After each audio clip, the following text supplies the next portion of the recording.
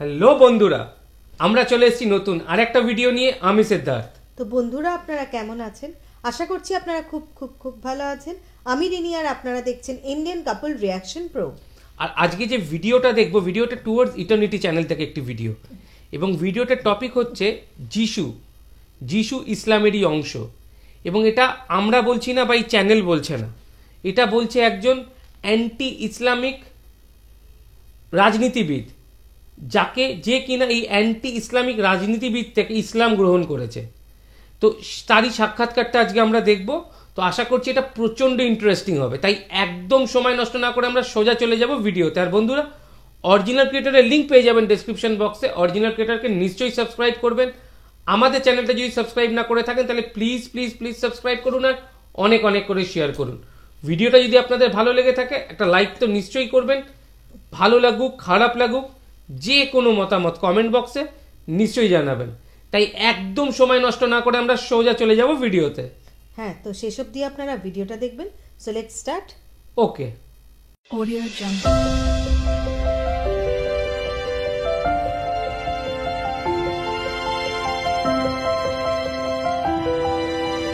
Audio Jungle. সেই মানুষটাকে আপনি কি বলবেন যে বলে আমাদের রাসূল ওল্ড টেস্টামেন্ট এবং নিউ টেস্টামেন্ট থেকে ধারণা চুরি করে কোরআন তৈরি করেছেন? শরিয়া কি তেমনই যেমনটা বেশিরভাগ মানুষ মনে করেন? যদি না হয় তবে শরিয়া কি? কারণ আমি সত্যি একদমই মুসলিম হতে চাইনি। আমি সত্যি চাইনি। এমনকি সমস্ত যুক্তিতর্ক তথ্য প্রমাণ দেখার পরও আমি একবারও মুসলিম হতে চাইনি। কিন্তু দিন শেষে আজ আমি একজন মুসলিম। আমি যখন খ্রিস্টিয়ানিটির দিকে তাকাই, আমি সবসময় এমন একটা কিতাব দেখেছি যাতে অনেক সত্য থাকলেও পুরো সত্যটা নেই। কিছু মানুষ আমাকে প্রশ্ন করেন, আপনি কেন যিশুর দল ছাড়লেন? আমি তাদের বললাম, বেশ, আমি যিশুর দল ছাড়িনি, যিশুও আমাদের দলে আছেন। আসসালামু আলাইকুম ভাই ইয়োরাম। আমাদের আমন্ত্রণ গ্রহণ করার জন্য আবারও ধন্যবাদ। আপনার সাথে আমাদের প্রথম ইন্টারভিউ প্রায় 4 মিলিয়ন ভিউ সহ ভাইরাল হয়েছে। আপনি কি এতটা সাড়া আশা করেছিলেন নাকি একটু অবাক হয়েছেন? হ্যাঁ, আমি বেশ অবাক হয়েছি। এটা ভাইরাল হবে আমি আশা করিনি। আর 4 মিলিয়ন ভিউ অবশ্যই অনেক বেশি। তবে আলহামদুলিল্লাহ, এটা একটা ভালো ঘটনা আমার মতে, কারণ এটা আমার মেসেজটা ছড়িয়ে দিয়েছে। আমি কেন ইসলামে ফিরি সেটা একটু ব্যাখ্যা করেছে এবং খুব সরলভাবে ইসলাম কি সেটা বুঝিয়েছে। কারণ অবশ্যই আমি কোনো স্কলার নই, কিন্তু একটু হলেও হয়তো সাহায্য হলো। আপনি কি আমাদের সাথে সেই ফিডব্যাকগুলো শেয়ার করতে পারেন, হোক সেটা পজিটিভ বা নেগেটিভ? আর এগুলোর মধ্যে সবচেয়ে মজার কোনটা ছিল? বেশ, প্রায় ডজন খানেক মানুষ আমাকে বলেছেন এটা আমার জন্যই ছিল, একেবারে শেষ ধাক্কা এটা। তো তারা ইসলাম কবুল করেছেন। হ্যাঁ, কিছু মানুষ আছে যারা ইসলাম কবুল করেছেন। আমাদের ইন্টারভিউয়ের জন্যই করেছেন এমনটা না, কিন্তু সেটা তাদের সাহায্য করেছে, কারণ তারা বলেছেন সেটাই ছিল শেষ ধাক্কা। তো হ্যাঁ, আমি মনে করি এটা অনেক বড় একটা ব্যাপার। আর অবশ্যই কিন্তু কিছু খারাপ মন্তব্যও ছিল। আমার মতে সেটা স্বাভাবিক, কিন্তু সবচেয়ে উল্লেখযোগ্য মন্তব্যটা পেয়েছি একজন বুদ্ধিস্টের কাছ থেকে। ব্যাপারটা বেশ মজার। তিনি আমাকে বললেন, আমি কখনো ধর্ম নিয়ে ভাবিনি। তিনি বললেন, আমি একজন বৌদ্ধ। আপনি যদি বৌদ্ধিজমের মূল ধারণাটা দেখেন, অবশ্যই এটা একটু নিরীশ্বরবাদী। কারণ বৌদ্ধিজমের লক্ষ্য যদি বলতে যাই, সেটা হলো নির্বাণ লাভ। আর এর মানে আপনি একরকম মিশে যাচ্ছেন। এবং তিনি বললেন, আমি সবসময় এটাকে আধ্যাত্মিক নিরীশ্বরবাদ হিসেবে দেখেছি। আর সেটা তিনি নিজেই সেটা বলছিলেন। আবার তিনি বললেন, এবারই প্রথমবারের মতো আমি ভাবলাম হয়তো আরো কিছু একটা আছে, হয়তো একজন সৃষ্টিকর্তা আছেন। আর সেটা ছিল, তিনি এটা নিয়ে ভাবছিলেন। শেষ পর্যন্ত ইসলাম কবুলকারীদের মধ্যে তিনি একজন ছিলেন। তো এটা খুব মজার ছিল যে ডাচ সমাজ, যা খুবই সেকুলার, অজ্ঞেয়বাদী ধরনের, যার আবার ঐতিহাসিক প্রেক্ষাপট খ্রিস্টীয়, সেখানে আবার একজন বৌদ্ধ মানুষ নেদারল্যান্ডে বসে মুসলিম হচ্ছেন। এখন আমি কিছু প্রশ্ন করব যেগুলো অবিশ্বাসীরা প্রায় করে থাকেন। সেই মানুষটাকে আপনি কি বলবেন যে বলে আমাদের রাসূল ওল্ড টেস্টামেন্ট এবং নিউ টেস্টামেন্ট থেকে ধারণা চুরি করে কোরআন তৈরি করেছেন? হ্যাঁ, না, সেটা একেবারেই অসম্ভব। অবশ্য আমি এই যুক্তিটাও ভেবে দেখেছি, বিশেষ করে যখন আমি ইসলাম সমালোচক ছিলাম। কিন্তু আপনি যদি কোরআনকে দেখেন, এটা যেভাবে সাজানো, এটা যে কারো পক্ষেই অসম্ভব। বিশেষ করে আপনার যদি একটি কম্পিউটার না থাকে, সে অবস্থায় এর ভারসাম্য রক্ষা করতে। আর মানুষ বিশ্বাস করুক আর না করুক, এটা প্রচণ্ড ভারসাম্যপূর্ণ। এমনকি পশ্চিমা সংস্কৃতির সন্দেহপ্রবণ মানুষেরাও, এমনকি পূবের সংস্কৃতির মানুষ, আর আমি একদমই মুসলিম দেশগুলোর কথা বলছি না, তারা বলে এটা অসাধারণ কিতাব। তো যে মানুষটার কাছে কম্পিউটার ছিল না, যিনি একরকম নিরক্ষর ছিলেন, তার পক্ষে এরকম কিছু তৈরি করা অসম্ভব। যদি তিনি করেন, সেটাও একটা অলৌকিক কাণ্ড। কিন্তু কিছু মানুষেরা যখন বলে যে তিনি বিষয়গুলো কপি করেছেন, বেশ, নিউ টেস্টামেন্ট বলতে গেলে তখনও আসেনি, কোনো নিউ টেস্টামেন্টই ছিল না, এর আরবি অনুবাদও হয়নি। তিনি সত্যিই নিরক্ষর হয়ে থাকলে এসব জানবেনই বা কিভাবে? আর যদি তাকে খ্রিস্ট ধর্মের গল্পগুলো শোনানোর জন্য 2-3 জন লোক থাকে, কুরআনে খ্রিস্ট ধর্মের সাথে মেলে এমন অনেক ধর্মতাত্ত্বিক বিষয় রয়েছে, এটা অসম্ভব। কেননা তখন নিউ টেস্টামেন্ট নামে কিছু ছিলই না, তাই তার কপি করার প্রশ্নই আসে না, সেটা অসম্ভব ছিল। আমি সবসময় দেখি, যখন আমি খ্রিস্ট ধর্মের দিকে তাকাই, আমি একে সবসময় এমন কিতাব হিসেবে দেখি যাতে অনেকখানি সত্য থাকলেও পুরো সত্যিটা নেই। তো যখন আমি ধরা যাক ওল্ড টেস্টামেন্ট, নিউ টেস্টামেন্ট এবং কোরআনকে দেখি আর এদের সামনাসামনি রাখি, সেটা একটা ধাঁধার মতন, যেখানে আমি ওল্ড টেস্টামেন্ট আর নিউ টেস্টামেন্টে কিছু জিনিস খুঁজে পাই না, আবার কিছু ব্যাপার একটু বদলে গেছে। এরপর ইসলাম যখন কোরআন নিয়ে এলো, এটা প্রথম দুটো কিতাবকে সহি করে দেয়। তো এটা আমার ধর্মকে সম্পূর্ণ করেছে এবং অবশ্যই সেটা কোরআনই করেছে। আজ আমি তোমাদের দিনকে সম্পূর্ণ করলাম। কিন্তু আবার আপনি যখন একে ধর্মতাত্ত্বিক দিক থেকে দেখেন, এমনকি খ্রিস্ট ধর্মের দিক থেকেও একজন সাবেক খ্রিস্টান হিসেবে আমার মতে সেটার মূল্য আছে। তো এটা সত্যি। এবং যিশুর অংশটা, ঈসা আলাইহিসসালাম, তিনি খ্রিস্ট ধর্মের অবশ্যই একজন গুরুত্বপূর্ণ ব্যক্তি, বলতে গেলে প্রায় মূল চরিত্র। ইসলামেও কিন্তু তার উপস্থিতি আছে, কারণ কিছু মানুষ আমাকে প্রশ্ন করেন, আপনি যিশুর দল ত্যাগ করলেন কেন? সত্যি এমন প্রশ্ন করেছে, আর আমি তাদের বলেছি, বেশ, আমি যিশুর দল ত্যাগ করিনি, আমাদের দলে যিশু আছেন। কিন্তু অনেক খ্রিস্টানের জন্যই এটা মেনে নেওয়াটা খুব কঠিন যে যিশুর পরেও কেউ এসেছিলেন, আর মানুষ যদি এটুকু মেনে নেয় তাহলে তাদের পক্ষে মুসলিম হওয়াটা খুব সহজ। তারা শরিয়া নিয়েও প্রশ্ন তোলে। সাধারণত তারা ভয়ানক শাস্তিগুলোর কথাই চিন্তা করে যেগুলো তারা মিডিয়াতে দেখে। বেশিরভাগ মানুষ যেমনটা ভাবে শরিয়া কি আসলেই ঠিক তাই? যদি না হয় তবে শরিয়া কি? বেশ, অবশ্য আমি কোনো স্কলার নই। বেশ, যখন আমি শরিয়া নিয়ে পড়লাম, জানলাম, সেখানে বলল শরিয়া হলো ধর্মীয় অনুশাসনগুলোর হুকুম, আর এটা একদম বিস্তারিত। এটা পোশাক নিয়ে কথা বলে, খাবার নিয়ে কথা বলে, এটা ইবাদত নিয়ে কথা বলে, এটা ব্যবসা নিয়ে কথা বলে, এটা সমস্ত কিছু নিয়েই কথা বলে। এবং অবশ্যই এর ছোট একটা অংশ আছে যা ফৌজদারি বিচার নিয়েও কথা বলে। কিন্তু পশ্চিমে এটা নিয়ে আরো অনেক আগে থেকেই প্রোপাগান্ডা চলছে, যেমনটা আমরা বলেছিলাম ষোড়শ ও সপ্তদশ শতকের দিকে। কিন্তু আজ পর্যন্ত লোকে বলে বেড়ায়, হ্যাঁ শরিয়া এমন, এটা তেমন না, এটা শরিয়া না, এটা শরিয়ার খুব খুব ছোট একটা অংশ। আর যেহেতু ইসলাম একটি স্বয়ংসম্পূর্ণ ধারণা, তাই এটা শুধু মনের দিক নিয়েই কথা বলে না, এটা একটা প্র্যাকটিক্যাল বিশ্বাস। এটা জীবনকে, এই পৃথিবী, এই দুনিয়ার ছাঁচেই সাজায়। তো এর মানে দাঁড়ায় আমাদের এর সবগুলো দিক নিয়েই কথা বলতে হবে, এই দুনিয়ার সবগুলো অংশ নিয়েই। এবং ফৌজদারি বিচার সেটার একটা অংশ। আর পশ্চিমের অনেকেই আমাকে প্রায় বলেন, বেশ, তারা এখানে সত্যিকার অর্থে শাস্তি দেয় না। যেমন এখানে অনেকে আছে যারা ধর্ষণ করেছে, তাদের শুধু 1 বছরের জেল হয়। 1 বছর। আমি বুঝতে পারছি, একজন বাবা হিসেবে আমার মেয়ে যদি ধর্ষিত হতো, আমি চাইতাম না লোকটার শুধু 1 বছরের জেল হোক। আমি একটা ভয়ানক শাস্তি চাই, সত্যিকারের শাস্তি। আর আমি যদি অন্য সিস্টেমগুলো দেখি, অবশ্যই আরও কঠিন শাস্তি আছে সেখানে। কিন্তু শরিয়া শুধু এসব নিয়েই নয়, আর এছাড়াও সন্দেহ থাকলে সেগুলো নিয়ে কাজ করার ব্যাপারও আছে। তো যে কোনো ব্যক্তিকে এ ধরনের শাস্তি দেওয়ার আগে অনেকগুলো বিষয় আছে, এতগুলো বিধিনিষেধ, এটা ঘটা একেবারেই অসম্ভব। তাই বেশিরভাগ সময়েই এই নিয়মগুলো শুধু মানুষকে এটুকু বোঝানোর জন্যই যে তাদের করা বা করতে যাওয়া কাজটা কত বড় অপরাধ। কিন্তু পশ্চিমে তারা ব্যাপারটাকে এভাবে দেখে না, কারণ বেশিরভাগ সময়ে তারা ইসলামকে তার সত্যি রূপে গ্রহণ করে না। বিশেষত যারা ইসলামকে গভীরভাবে জানে কিন্তু কিছুতেই মুসলিম হতে চায় না, তাই তারা এই বিচার আইনগুলোকে একটু বিকৃত করে নেয় আর একে ভয়ানক কিছু একটা বানিয়ে দেয়। কিন্তু আপনি যখন অটোম্যান সাম্রাজ্যের দিকে দেখেন উদাহরণ হিসেবে, বা অ্যাপোস্টেসি, যেহেতু এটা নিয়ে অনেকেই কথা বলছেন, তাই না?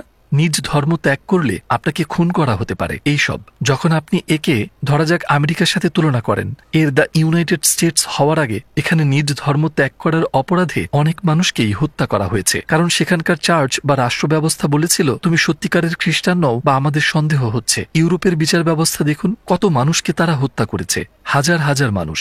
আর আপনি যদি ধরা যাক অটোম্যান সাম্রাজ্যের সাথে এর তুলনা করেন, বিগত 400 বছরের অটোম্যান সাম্রাজ্য মাত্র 3 জন মানুষ এভাবে শাস্তি পেয়েছে, মাত্র 3 জন।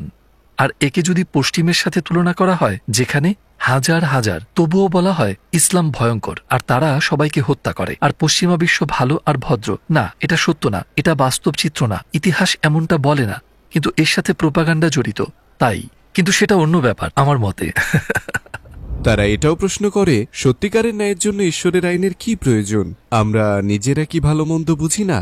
আসসালামু আলাইকুম প্রিয় ভাই ও বোনেরা, আমরা দেখেছি যে আমাদের দর্শকদের 80% মানুষজন আমাদের চ্যানেলে সাবস্ক্রাইব করেননি। আপনারা যেমনটি জানেন, আমরা একটি অলাভজনক প্রতিষ্ঠান, আর আমরা আমাদের কোনো ভিডিওতে বিজ্ঞাপন চালাই না। টুয়ার্ডস ইটার্নিটি শুধু একটি ইউটিউব চ্যানেলই না, এটি একটি মাদ্রাসাও। এখানে আমরা চেষ্টা করি নিজেদের এবং যুব সমাজকে ইসলামী শিক্ষা দেওয়ার। আমাদের লক্ষ্যই হলো শুধু সত্যকে প্রচার করা। কাজটা ছোট হতে পারে, কিন্তু ইনশাআল্লাহ অনেকের জন্য এটি পথ চলার সহায়ক হবে। এখন সাবস্ক্রাইব বাটনে ক্লিক করুন এবং একসাথে পথ চলি অনন্তকালের দিকে। তারা এটাও প্রশ্ন করে, সত্যিকারের ন্যায়ের জন্য ঈশ্বরের আইনের কি প্রয়োজন?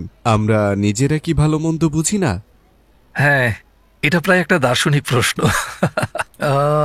না, আমি মনে করি না মানুষ সেটা করতে পারে, কারণ মানুষ ভীষণ পরিবর্তনশীল। আর আপনি যদি ইতিহাসের দিকে তাকান, অবশ্যই আমি পশ্চিমা বিশ্বেরই লোক, আমি পশ্চিমেই থাকি। যদি আমি পশ্চিমের ইতিহাস দেখি, যখন মানুষ ভেবেছিল কোনো রকম দেবতা, ঈশ্বর বা আল্লাহ ছাড়াই তাদের চলবে, তার ফল খুব একটা ভালো হয়নি। যখন আপনি ধরা যাক ইস্টার্ন জার্মানির ডিডিআর যদি দেখেন, বা সোভিয়েত ইউনিয়নের দিকে যদি তাকান, রাশিয়া হতে পারে, সেখানে সমাজতন্ত্র ছিল, আর সমাজতন্ত্রে রাষ্ট্রীয় ধর্ম হচ্ছে নাস্তিকতা। আর এই সময়কালে অনেক অনেক উলামা সেখানে খুন হয়েছেন। এর কারণ তারা ছিলেন মুসলিম এবং তারা একজন সৃষ্টিকর্তায় বিশ্বাস করতেন। তারা খুন হয়েছেন, নির্মমভাবে জবাই করা হয়েছে। এমনকি খ্রিস্টান সন্ন্যাসীদেরও সত্যি অনেক মানুষকে হত্যা করা হয়।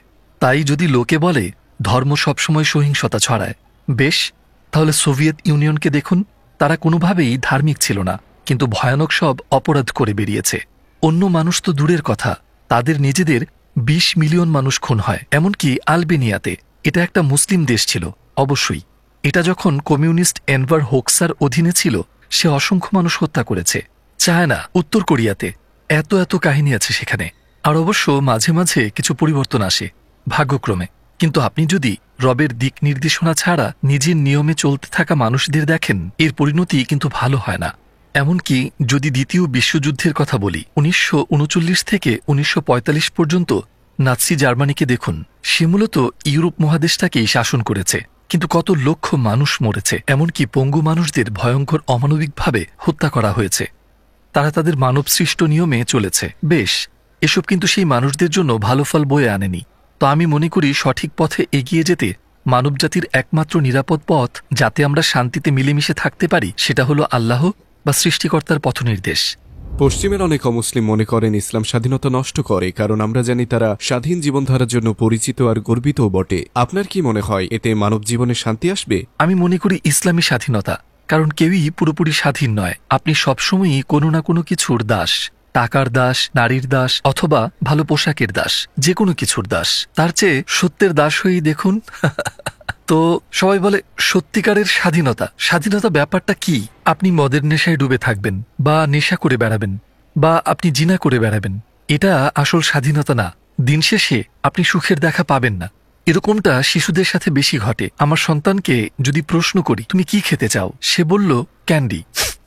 আমি যদি তাকে সারাদিন ক্যান্ডি দিতে থাকি, দিন শেষে সে অসুস্থ হয়ে পড়বে, হয়তো সে মারা যাবে, কারণ সে কোনো ভিটামিন পায়নি, সে কোনো শাকসবজি খায়নি বা আমিষও খায়নি। তো যেটাকে দেখে মজা মনে হচ্ছে, সেটা সত্যি সত্যি মজা নাও হতে পারে, আর আপনার ভবিষ্যতে সেটা কাজে দেবে ব্যাপারটা তাও না। তাই আমার মতে আপনি যদি মুসলিম হন, ইসলাম প্র্যাকটিস করার চেষ্টা করুন।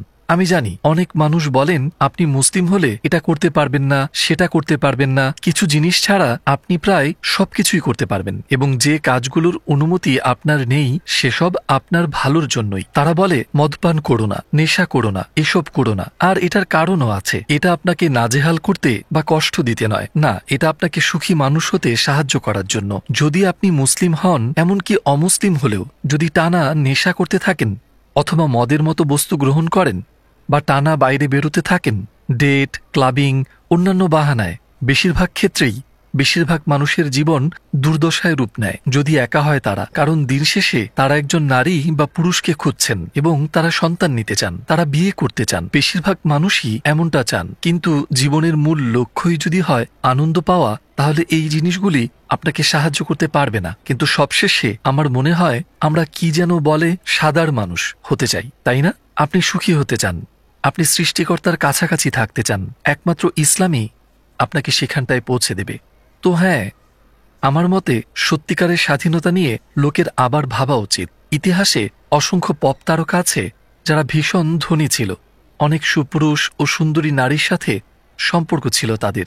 তারা নেশা করত, মদ পান করত, তাদের অনেকে আত্মহত্যা করেছে।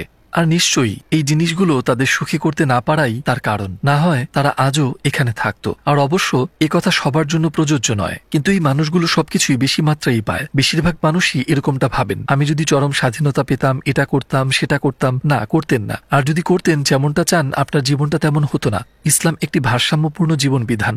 যা কিছু আপনাকে দিন শেষে কষ্ট দেবে, সেগুলো ছাড়া আপনাকে আর প্রায় সবকিছুই করার অনুমতি দেয়। তাই বলবো, নির্দেশনাগুলো মেনে চলুন, আর এতেই আপনি সুখ খুঁজে পাবেন। আর এই নির্দেশনার নামই ইসলাম। আমার একটা শেষ অনুরোধ আছে, আমাদের সাথে আপনার আগের ভিডিওটি ইউটিউবে 4 মিলিয়নের বেশি মানুষ দেখেছেন এবং প্রায় সমান সংখ্যক মানুষ ইনস্টাগ্রামে দেখেছেন। তাদের মধ্যে হয়তোবা হাজার হাজার মানুষ অমুসলিম ছিলেন। আমি চাই আপনি সরাসরি ক্যামেরার দিকে তাকিয়ে তাদের উদ্দেশ্যে দু একটা কথা বলুন।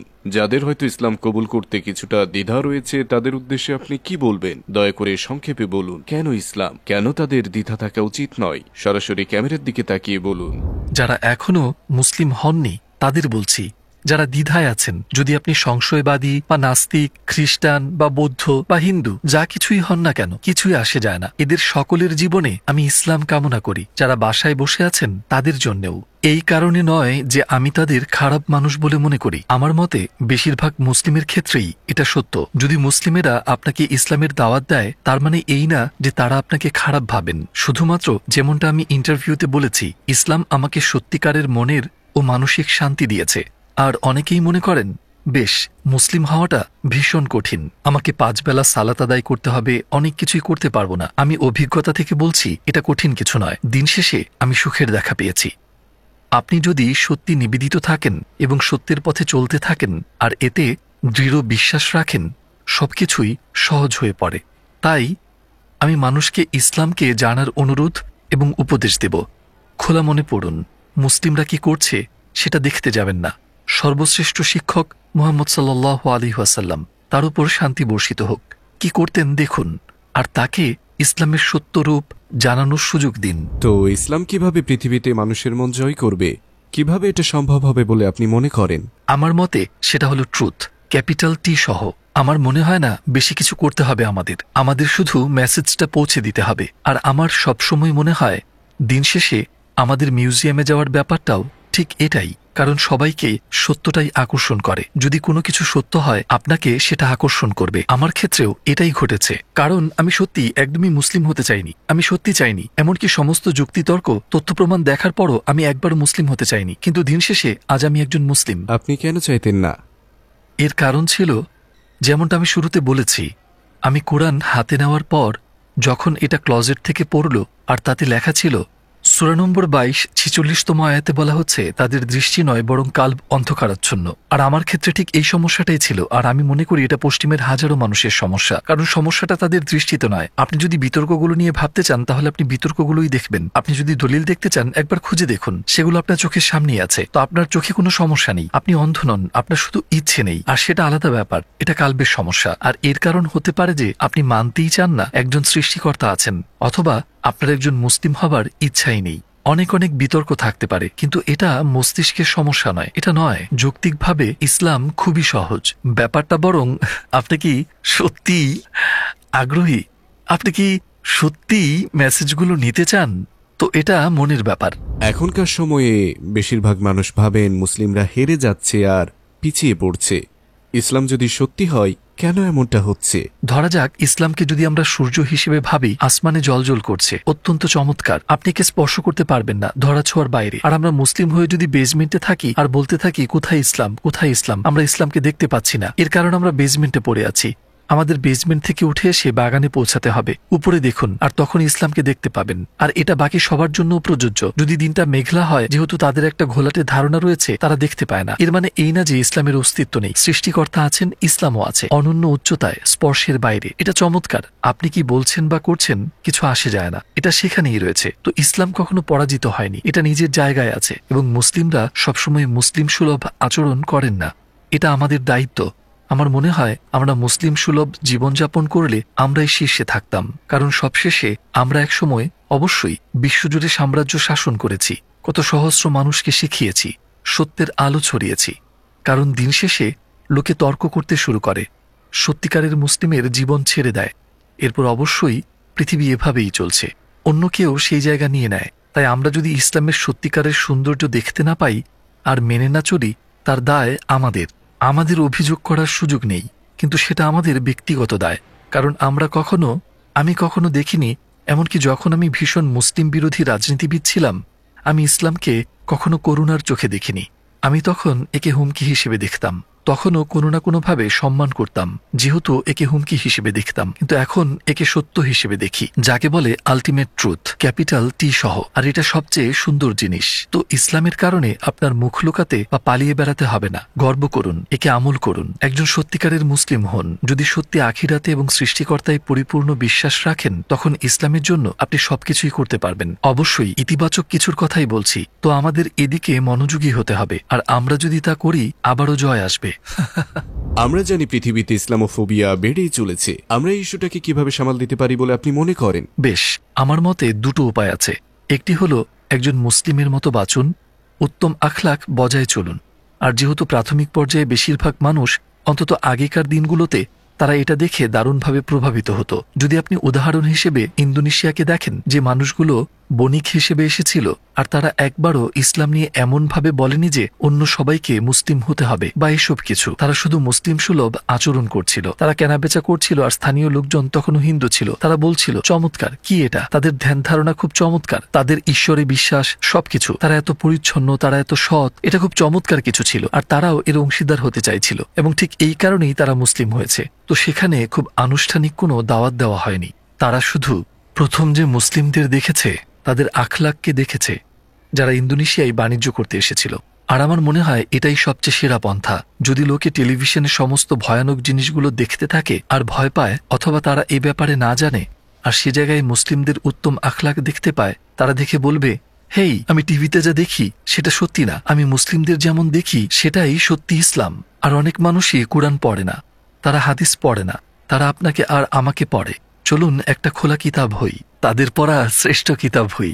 আমার কাছে এটা সবচেয়ে গুরুত্বপূর্ণ। এবং অবশ্যই বাকি কাজটা করে তালিম। মানুষকে দেখান, যদি তারা আগ্রহী হয় এবং তারা যদি আরো জানতে চায়, তাহলে তো অবশ্যই ভালো মানুষ হিসেবে তাদেরকে ইসলাম চেনানোর দায়িত্ব আপনার। ইসলাম কি এবং মূল নীতিগুলো ব্যাখ্যা করা। তো আমার মতে দুটো পথ রয়েছে। কিছু মুসলিম বলেন, আমি তো বাসা থেকে অফিস আর অফিস থেকে বাসা যাওয়া মানুষ, বা আমি একজন শিক্ষার্থী। আর তারা প্রশ্ন করে, আমি আমার সার্কেলে ইসলামের কথা কিভাবে জানাবো? আপনার কি মনে হয়, তারা কি মেসেজ পৌঁছে দিতে পারবে? হ্যাঁ, অবশ্যই।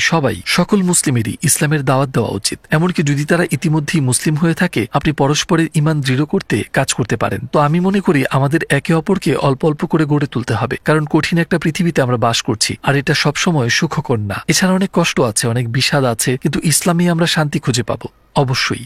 তাই আপনি যদি মানুষকে স্বস্তি দিতে পারেন এবং মানুষকে সাহস জুগিয়ে তাদের ঈমান দৃঢ় করতে পারেন, এতেও শান্তি খুঁজে পাবেন। কারণ আমার যদি খুব বোরিং একটা জব থাকে, ধরা যাক আমার যদি সারাদিন স্ট্যাম্প মারতে হয়, কিন্তু আমার একজন অমুসলিম কলিগ আছেন এবং তার কিছু প্রশ্ন আছে, আপনি কথা বলে দেখুন, মন ভরে উঠবে। তো আপনি যে সঠিক সময়ে সঠিক মুহূর্তে উপস্থিত রয়েছেন, সেটার একটা কারণ আছে। তাই কেউই এখানে উদ্দেশ্যহীন আসেননি।